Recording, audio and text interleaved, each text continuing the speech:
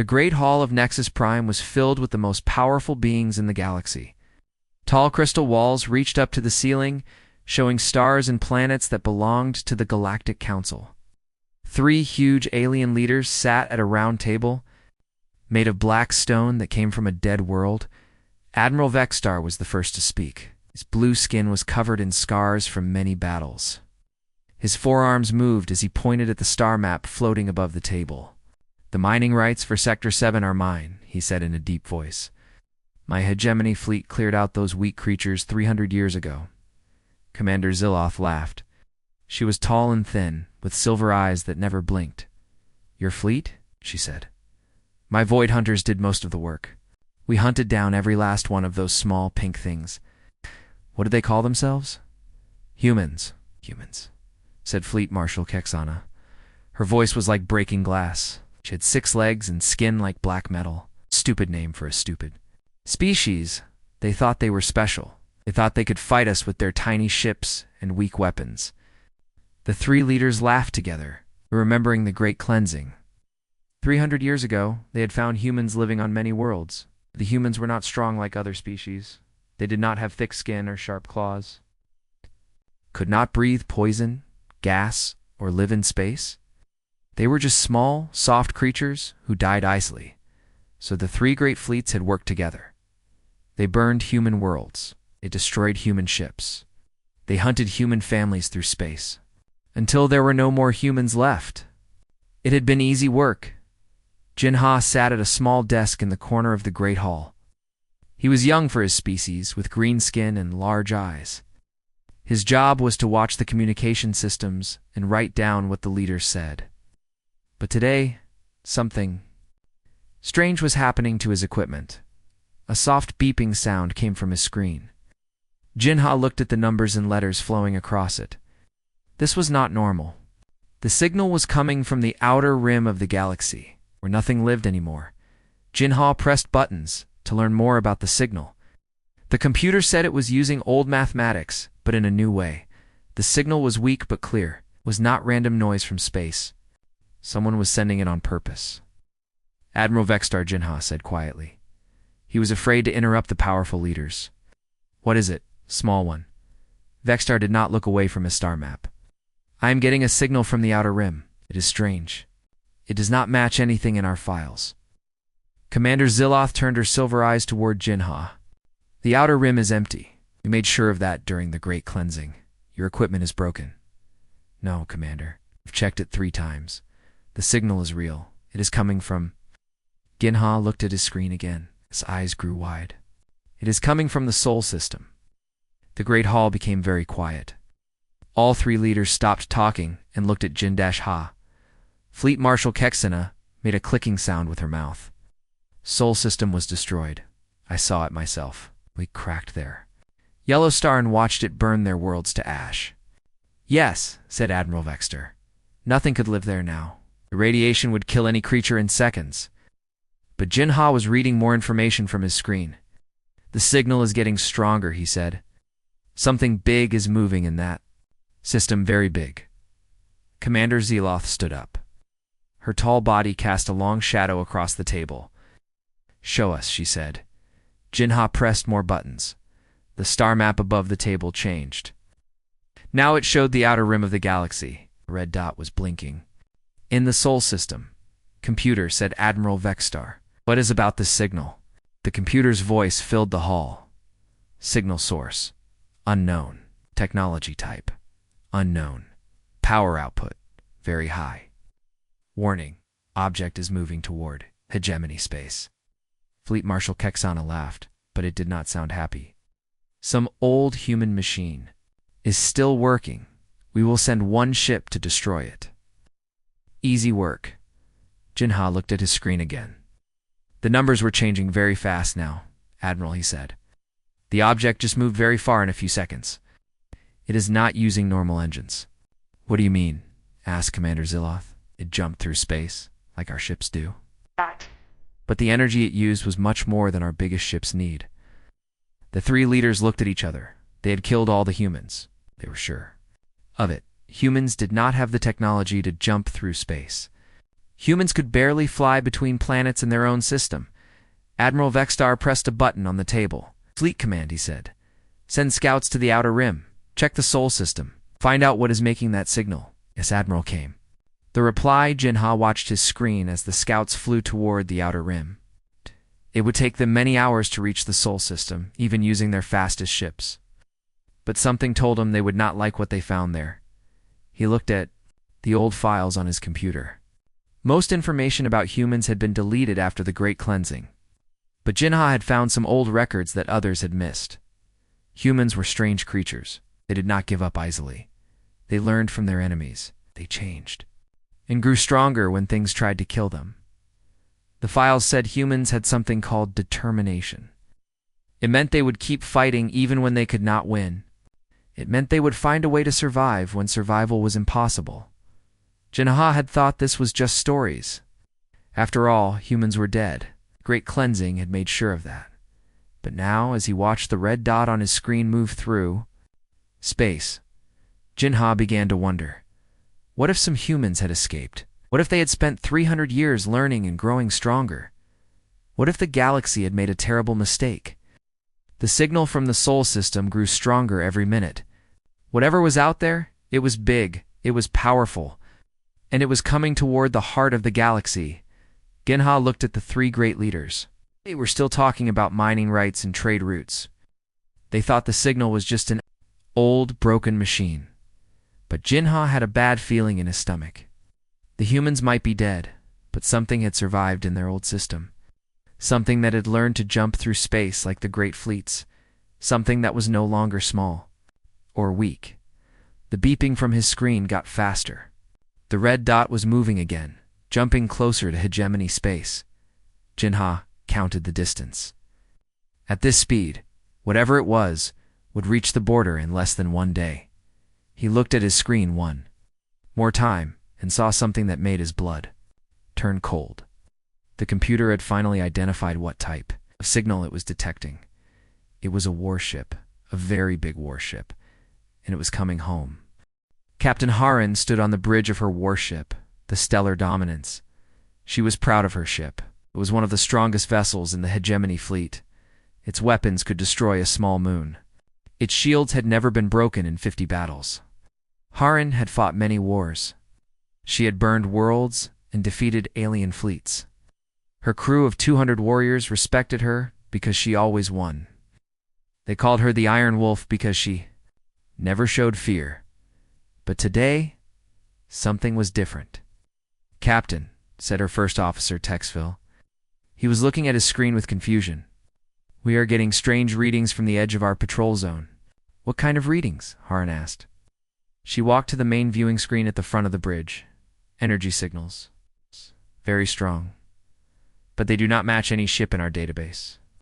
Haran pressed a button on her chair. "Helm, take us toward those signals, full speed." The Stellar Dominance turned and flew through space, toward the unknown signals. Around them, the stars looked like tiny lights in the darkness. Haran had seen this view many times, but today it felt different. Today, the darkness seemed to be watching back. After 2 hours of flying, Texville spoke again. "Captain, I am detecting a massive object ahead. It just came out of hyperspace." "Show me," Haran said. The main screen changed.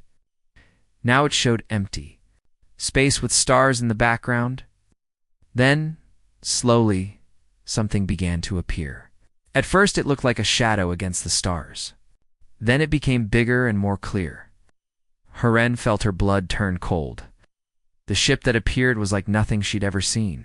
It was huge, much bigger than her own vessel. But it was not built like other ships in the galaxy. Most alien ships were smooth and curved, designed for speed and beauty. Ow. This ship was different. Ow. It looked like it was made for war and nothing else. Its hull was dark gray metal, covered in scars and dents from many battles. Strange weapons stuck out from every surface. Some parts of the ship looked new, while others looked very old. It was not one design, but many designs mixed together. Like someone had taken parts from 100 different ships and built them into one giant war machine.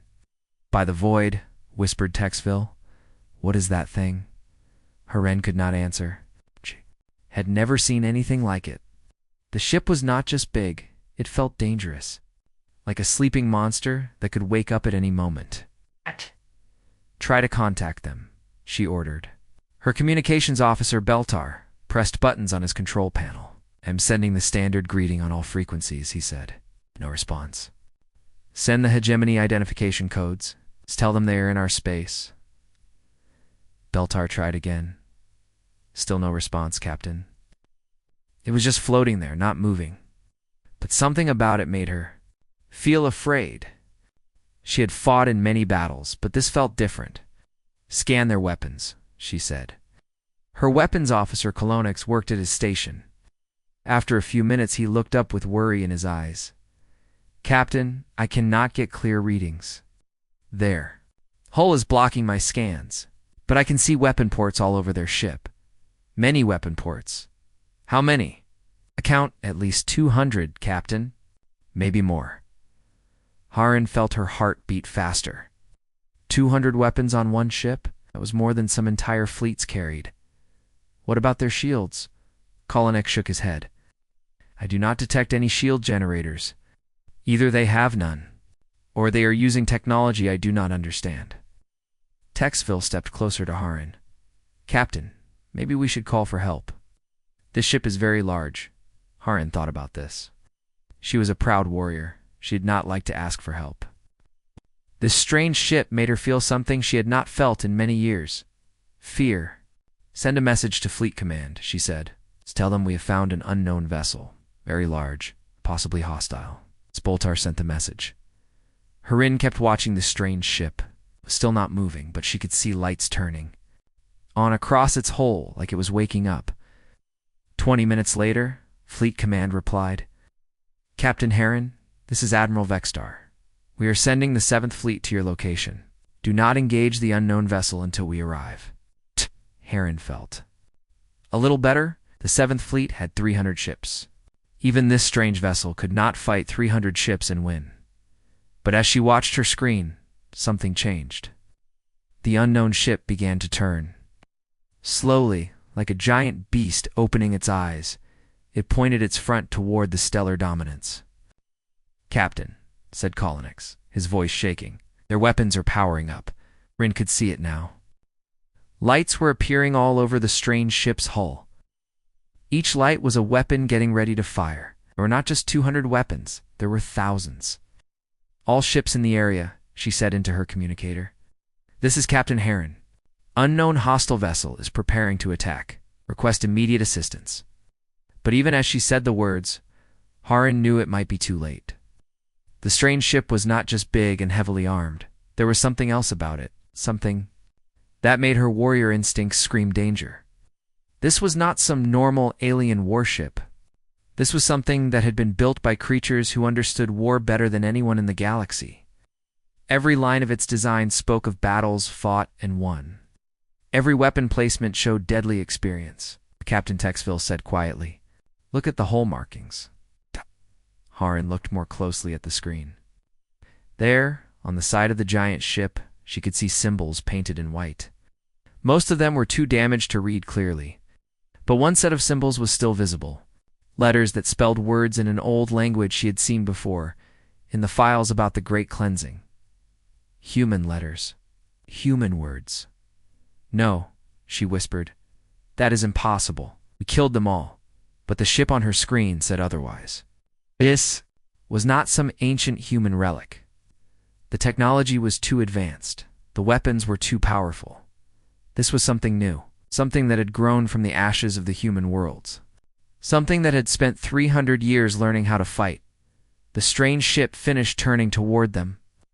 Now Harin could see its front clearly. It looked like the face of a predator, with weapon ports like eyes and teeth, and painted. Across the front, in letters 10 meters tall, was a name. Prometheus Unbound, Captain Kolonix said, his voice barely a whisper. Their weapons are fully charged. All of them. Harin opened her mouth to give orders, but no words came out. She was staring at something that should not exist. A human. Ship. 300 years after humans were supposed to be extinct. But this was not the small, weak ship of the humans she remembered from the old files. This was something else entirely. This was what humans had become after the galaxy tried to kill them. This was evolution carved in metal and powered by revenge. The ship waited, like a hunter deciding when to strike. And Heren realized with growing terror that her 300 allied ships might not be enough. Not nearly enough. Admiral Vextar sat in his command chair on the bridge of the Eternal Conquest. His flagship was the biggest and strongest ship in the hegemony fleet.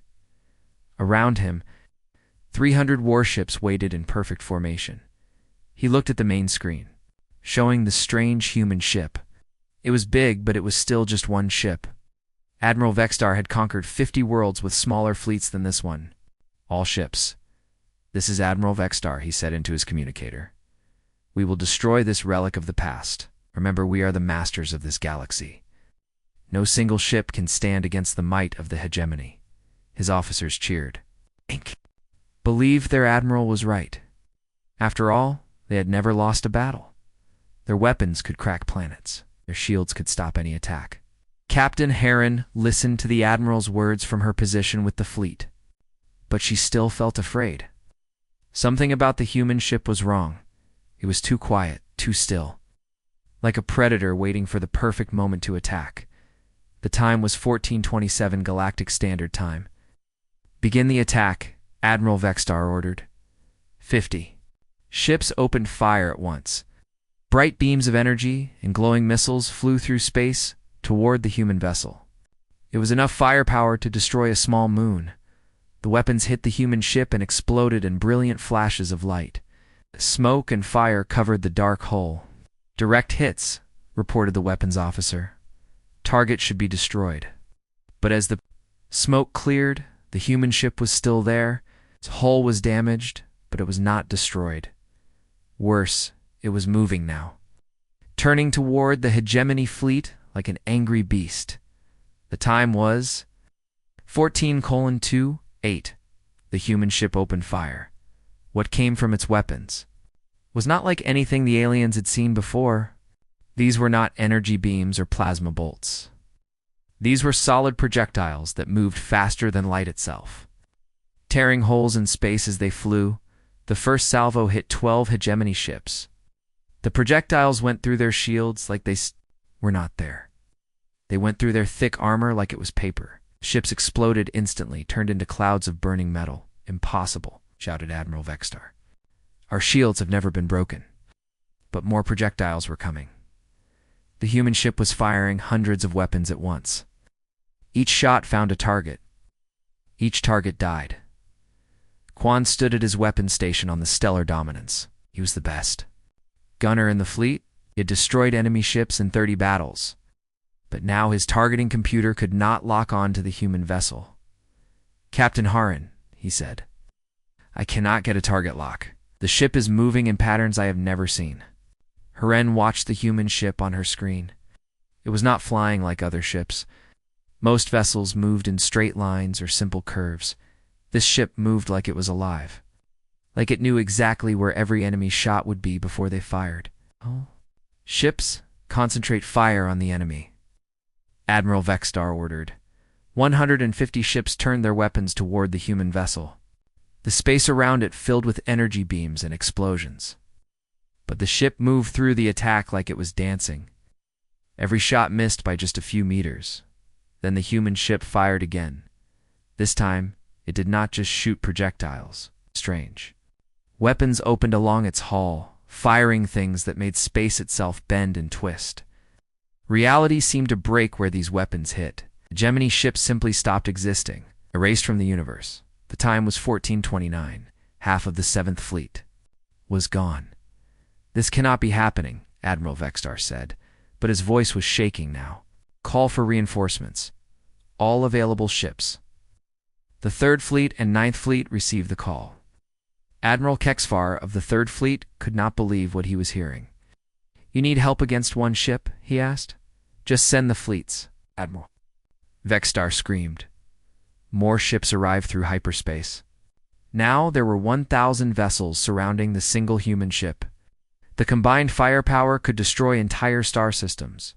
But Quan was watching something that made his blood cold. The human ship was not just fighting, it was learning. Every time the hegemony tried a new attack pattern, the ship adapted. Every weapon they used, the ship found a way to counter.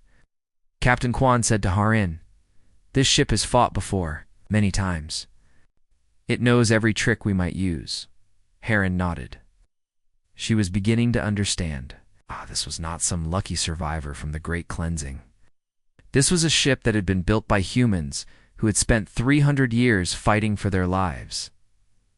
Time was 1430. Admiral Vexstar ordered the final assault. All ships fire everything. Now, 1,000 warships fired at once. The space around the human vessel turned white with energy. A light was so bright it could be seen from other star systems. When the light faded, everyone expected to see empty space. Instead, the human ship was still there, and it was no longer alone. Parts of its hull were opening like flower petals. Inside were more weapons, bigger weapons. It's weapons that looked like they could tear apart reality itself. The time was 1431. The human ship began to move faster. Much faster. It accelerated toward the center of the alien fleet, its new weapons charging with power that made the nearby stars flicker. Quan realized the terrible truth. "Captain," he whispered, "we are not fighting a ship. We're fighting something that has devoured every enemy it ever faced." The human vessel moved through the hegemony formation like a shark through a school of fish. Its weapons fired in all directions. Each shot was perfectly aimed. Each shot killed at least one alien ship. But it was not just the weapons that terrified the surviving crews. It was the way the ship moved, like it had fought this exact battle 1,000 times before. Like every move the aliens made was predictable. Admiral Vexstar watched his fleet die around him. Ships that had conquered worlds were being destroyed like toys. "What are you?" he screamed at the human vessel. As if in answer, the human ship's communications came online. A voice spoke in perfect galactic standard, but with an accent that was old and cold and full of hate. "We are what you made us," the voice said. "We are the children of the worlds you burned. We are the students of the wars you taught us to fight." The time was 1432. The human ship stopped in the middle of the Dian fleet. Around it, burning alien vessels drifted through space like fallen leaves. Of the 1,000 ships that had attacked, fewer than 50 were still alive. "We spent 300 years learning from every species that tried to kill us," the human voice continued. "Every weapon you ever used against us, we made better. Every tactic you taught us, we perfected." Quan looked at his weapons display. The ship's guns were still working, but what was the point? This was not a battle anymore. This was a lesson. A lesson about what happened when the galaxy tried to kill humanity. The time was 1433. The battle was over. The human ship, scarred but unbroken, hung in space, surrounded by the wreckage of 3 entire fleets. It had taken 4 minutes and 6 seconds to destroy the combined might of 3 galactic empires, and it had barely tried. Jinha watched the battle from his monitoring station at Nexus Prime. His hand shook as he looked at the tactical display. Red dots showed dead alien ships. Only a few green dots remained. The survivors. 1 white dot sat in the middle of all. The destruction, the human ship, still alive, still dangerous. This cannot be real, Ginha whispered to himself. He had watched the galaxy's 3 strongest fleets get destroyed in 4 minutes. 4 minutes. Some battles lasted for days or weeks. This was not a battle. This was a slaughter. The communication channels were full of panicked voices. Ship captains begging for help. Officers screaming about impossible weapons. Survivors talking about a ship that moved like it could see the future. Jinha listened to it all. His job was to record everything for the Council archives. But he knew that no one would believe these records. No one would believe that one ship could destroy 1,000 TAC. Captain Harin floated in the wreckage of her command bridge. The stellar dominance was badly damaged but not destroyed. Half her crew was dead. The other half was too shocked to speak. had survived because her ship was at the edge of the formation when the human vessel attacked. She had watched the entire battle from start to finish. She had seen things that would give her nightmares for the rest of her life. "Communications are working, Captain," said Texville. He was injured but alive. "We are receiving distress calls from other survivors." Haren nodded slowly. "How many ships are left?" 47, Captain. Out of 1,047 ships. Less than 5% of the greatest military force ever assembled. Haren had been a warrior her entire life. She had studied famous battles from galactic history. She had never heard of a defeat this complete. But it was not just the numbers that broke her spirit. It was what she had seen the human ship do. The vessel had not just attacked randomly. Every move had been planned. Every shot had been calculated. It was like the humans had studied alien military tactics for centuries and learned exactly how to counter them. When the hegemony ships tried their famous pincer attack, the human ship had moved to the exact spot where it could hit both groups at once. When the Void Hunter fleet used their stealth technology, the human weapons had tracked them through dimensions that should have been impossible to detect. When the Star Dominion deployed their reality bombs, the human ship had not dodged them. It had absorbed the attacks and somehow used the energy to make its own weapons stronger. Captain Texville said quietly, I am receiving a message from the human ship." Haren felt ice in her veins. "Put it on the main speaker." The voice that filled the bridge was calm and cold. It spoke perfect galactic standard, but with an accent that sounded like ancient death. "Survivors of the alien fleets, this is Captain Marcus Chen of the Earth vessel Prometheus Unbound. You have just experienced a demonstration of human military capability. We trust you found it, educational." Haren closed her eyes. The humans were not finished talking. 300 years ago, your species attempted to exterminate humanity. You called it the Great Cleansing. You burned our worlds, killed our families, and hunted our children through the void of space. Quan listened to the human voice from his damaged weapons station. His targeting systems were broken, but it did not matter. There was nothing left to target except the human ship itself.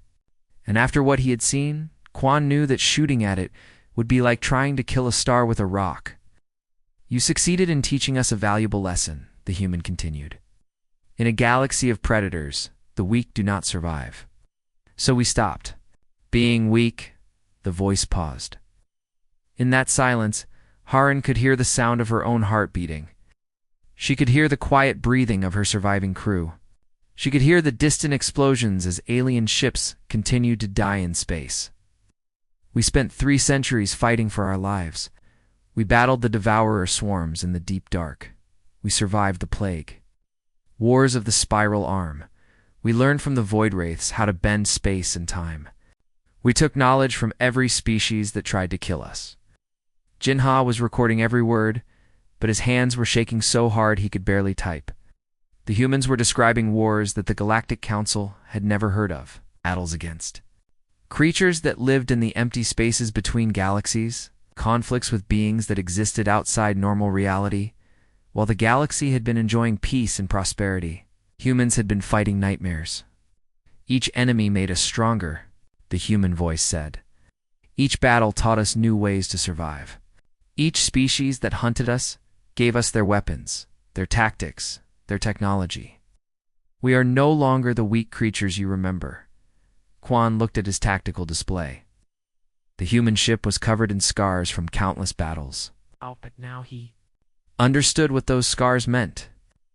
Each one represented a victory against something terrible. Each damaged section had been repaired with technology stolen from defeated enemies. The Prometheus Unbound was not just a ship, it was a museum of conquest. A collection of every weapon and defense system the humans had ever faced.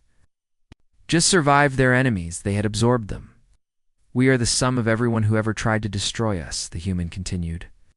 "We carry the strength of the void wraiths, the weapons of the devourer swarms, the knowledge of species whose names you have never heard. We are evolution given form." Haren understood now why the battle had been so one-sided.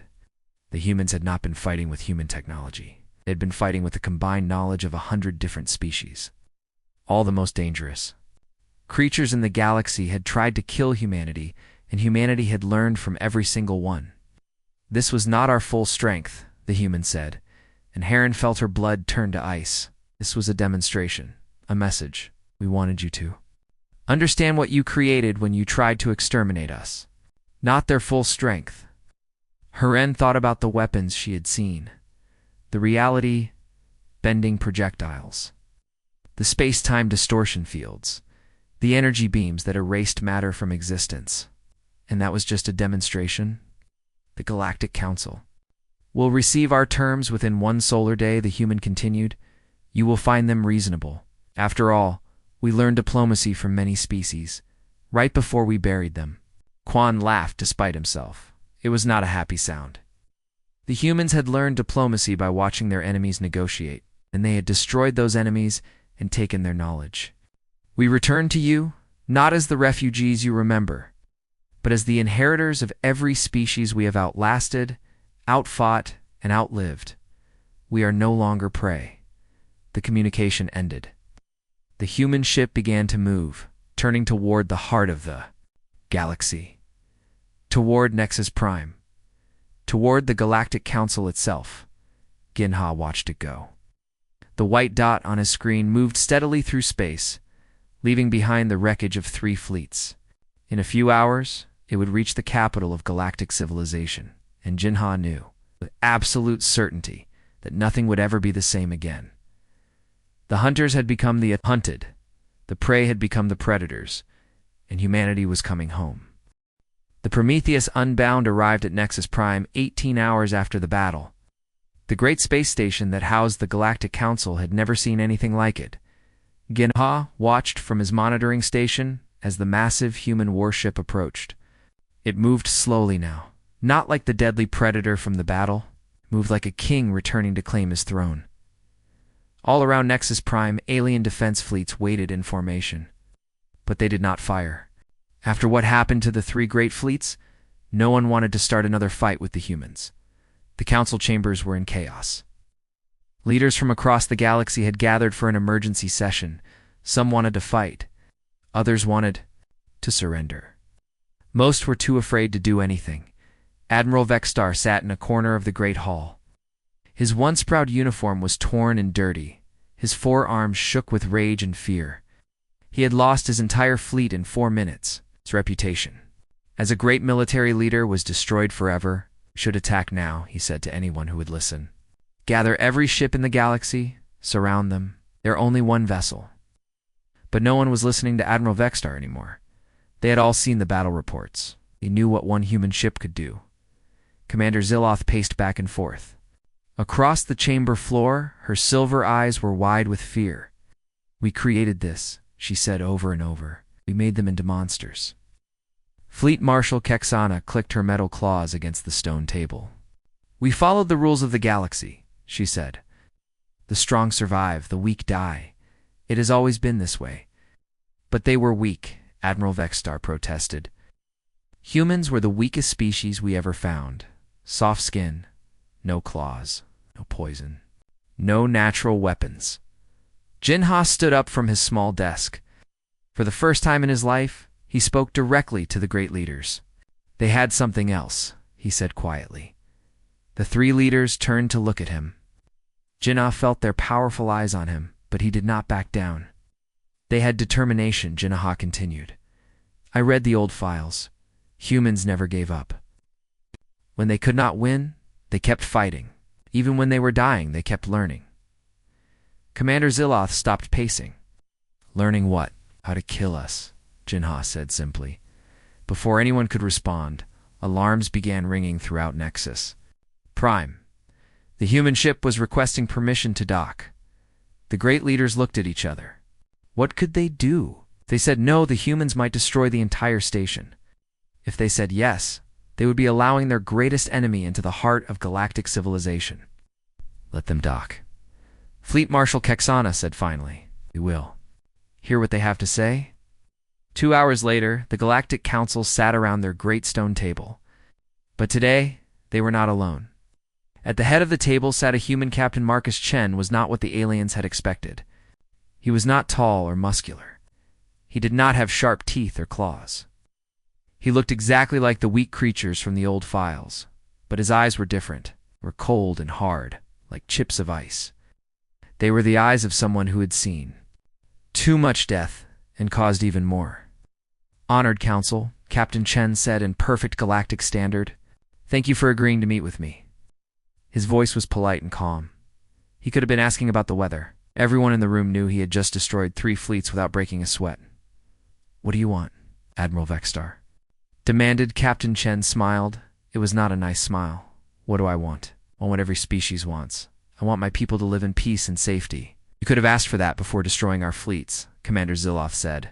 "Could I?" Captain Chen's smile grew colder. 300 years ago, my people tried to live in peace. We offered friendship to the galaxy. We shared our knowledge and culture. Do you remember what happened next?" The chamber fell silent. Everyone remembered the Great Cleansing. "You decided we were too weak to deserve life," Captain Chen continued. "You hunted us like animals. You burned our children alive on their worlds. You made peace impossible." Fleet Marshal Kexana clicked her claws nervously. "That was war. The strong survive. It is the law of nature." "Yes," Captain Chen agreed. "It is. And for 300 years we followed that law. We became strong by fighting everything that tried to kill us. We learned from every enemy. We grew from every battle. We evolved." Ginha watched the human carefully. Captain Chen spoke like a teacher explaining a simple lesson to slow students. Like the destruction of 3 fleets had been just a homework assignment. "Now we are the strongest," Captain Chen said. "By your own law, we have the right to rule." Admiral Vexstar stood up, his forearms shaking with anger. "You are still just one ship. The galaxy has millions of vessels." Captain Chen's cold smile grew wider. "One ship." He pressed a button on the table. The great viewing screen came to life, showing space around Nexus Prime. The aliens gasped. The Prometheus Unbound was not alone anymore. Around it floated dozens of other human ships. Each one was different, but all of them had the same deadly look. All of them were covered in scars from countless battles. "Meet the Human Defense Fleet," Captain Chen said calmly. "We spent 300 years building these ships. Each one represents a different enemy we defeated. Each one carries weapons taken from species that tried to exterminate us." Commander Ziloth stared at the screen in horror. "How many ships?" "Do you have enough?" Captain Chen replied. "We learned from you that the galaxy respects only strength, so we became strong enough to never be threatened again." He stood up from his chair. Even though he was small compared to the alien leaders, somehow he seemed to tower over them all. "Here are our terms," he said. "Humanity will take its place as a member of the Galactic Council. We will have equal rights to territory, resources, and trade. In return, we will use our strength to protect the galaxy from the real threats that live in the dark between stars." Fleet Marshal Kexana leaned forward. "What threats?" Captain Chen's eyes grew even colder. "The things we fought while you lived in comfort and safety. Devour swarms that eat entire star systems. The void wraiths that exist outside reality. The plague mines that turn civilizations against themselves. We have been holding them back for 3 centuries. Jinha felt his blood turn cold. While the galaxy had been enjoying peace, the humans had been fighting monsters to protect them, without even knowing it. "You tried to kill us because you thought we were weak, Captain," Chen said. "Instead, you forced us to become the galaxy's guardians. We are the shield that stands between civilization and chaos." He looked around the table at each alien leader. "You can accept our terms and live in peace, or you can reject them and face the same fate as our enemies in the deep dark. The choice is yours." Admiral Vexstar opened his mouth to protest, but no words came out. He had seen what human weapons could do. He knew there was no choice at all, except Fleet Marshal, Kexana said quietly. Captain Chen nodded. "Excellent. We will begin integrating our fleets with yours immediately. There is much work to do. The real war is just beginning." As the human captain left the chamber, Jinha realized the truth. The galaxy had not just gained a new member. They had gained a protector they never knew they needed. Humanity had not come back for revenge. They had come back to save the very people who tried to destroy them. because that was what humans did. They survived. They learned. They evolved. And they never stopped fighting for what was right. The fire that burned in human hearts was not just about survival anymore. It was about protecting others, even those who did not deserve protection. That fire would burn eternal, and the galaxy would never be the same.